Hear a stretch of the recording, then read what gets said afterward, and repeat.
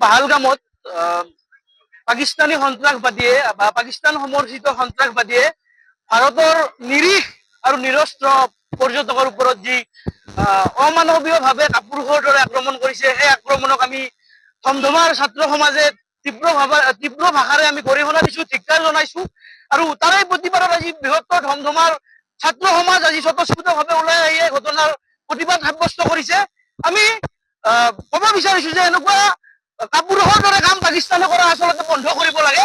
কাপুৰুষালি পাকিস্তানে বন্ধ কৰক। আমি ধমধমাৰ মাজমজিয়াৰ পৰাই উকিয়াই দিব বিচাৰিছো, এনেকুৱা কামৰ পৰা পাকিস্তান বিৰত থাকক। আৰু আমি অসম চৰকাৰলৈ আহ্বান জনাইছো আৰু কেন্দ্ৰীয় চৰকাৰক আহ্বান জনাইছো, পাকিস্তানৰ পৰা যেনেকৈ জম্মু কাশ্মীৰ সীমান্তইদি যেনেকৈ সন্ত্ৰাসবাদী মানে ভাৰতত সোমাই যেনেকৈ নিৰীহ জনতাৰ ওপৰত আক্ৰমণ কৰিছে, ঠিক তেনেদৰে আমি আজিকালি বাতৰিত সঘনাই পোৱা আৰম্ভ কৰিছো যে বাংলাদেশ আৰু পাকিস্তানৰ ৰাজনৈতিক সম্পৰ্ক শেহতীয়াভাৱে আগতকৈ ভাল হোৱা বুলি আমি বাতৰিত গম পাইছো। গতিকে বাংলাদেশৰ উন্মুক্ত সীমান্তইদি পাকিস্তানী সন্ত্ৰাসবাদী যে অসমত প্ৰৱেশ নকৰিব তাৰ কোনো যুক্তি নাই। গতিকে আমি ভাৰত চৰকাৰক দাবী জনাইছো, উন্মুক্ত যিখিনি ভাৰত বাংলা সীমান্ত আছে অসমৰ মাটিত, সেই ভাৰত বাংলা সীমান্ত অতি শীঘ্ৰে চিল কৰাৰ কাৰণে আমি ভাৰত চৰকাৰক দাবী জনাইছো। আৰু এই ক্ষেত্ৰত আমি ক'ব বিচাৰিছো যে ইয়াৰ আগত জম্মু কাশ্মীৰৰ সেনাবাহিনীৰ ওপৰত আক্ৰমণ হৈছিল, তাৰপাছত পুলৱামাত বহুকেইজন সেনাবাহিনীয়ে প্ৰাণ হেৰুৱাইছিল, তাৰপিছত উৰিত সন্ত্ৰাসবাদীয়ে আক্ৰমণ কৰিছিল। গতিকে এনেকুৱা ধৰণৰ ঘটনা হৈয়ে থাকে।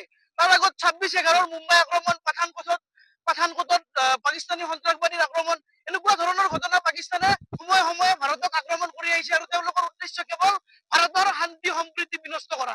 গতিকে আমি কেন্দ্ৰীয় চৰকাৰক দাবী জনাইছো, পুলিয়ে পোখাই এই পাকিস্তানী সন্ত্ৰাসবাদী ভাৰতৰ মাটিত থকা বিভিন্ন সন্ত্ৰাসবাদীসকলক পুলিয়ে পোখাই উৎখাত কৰিবলৈ আমি ভাৰত চৰকাৰক দাবী জনাইছো। কাৰণ ভাৰত চৰকাৰৰ হাতত আৰ্মি, BSF, ইণ্টেলিজেন্স গোটেইখিনি ভাৰত চৰকাৰৰ অধীনত আছে। এই ক্ষেত্ৰত কিছু আমাৰ প্ৰশ্নৰ অৱতাৰণা হয়, ভাৰত চৰকাৰৰ চিকিউৰিটি এজেঞ্চিসমূহৰ কিছু ক্ষেত্ৰত লেপছ আছে নেকি আমাৰ অনুভৱ হয়।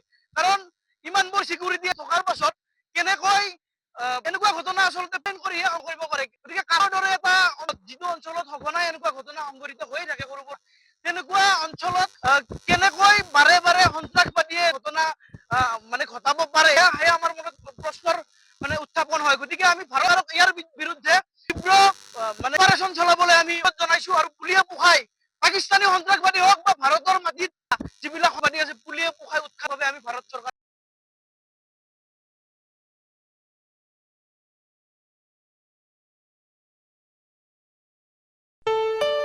ঘৰত আনন্দ আৰু সম্পৰ্কৰ চমক বজাই ৰাখিবলৈ জৰুৰী হৈছে সকলো আনন্দময় মুহূৰ্তত মৰমৰ উপহাৰ দিয়াটো।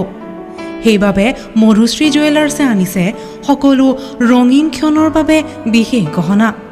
হীৰাৰে হওক, সোণৰে হওক বা ৰূপৰে হওক, শ্ৰেষ্ঠ ডিজাইনছ আৰু হলমাৰ্কযুক্ত গহনাই ৰাখে সম্পৰ্কক নিখুঁত।